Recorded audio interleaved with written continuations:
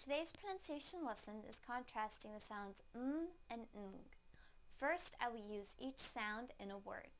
Then I will put the words into a sentence so that you can hear them together with contextual clues. Please listen closely to the differences in the sounds. First, the sound in the word Sam. Sam, Sam. Now the sound in the word sang. Sang, sang. Now I will use them both in a sentence. Was that Sam who sang? Was that Sam who sang? Was that Sam who sang?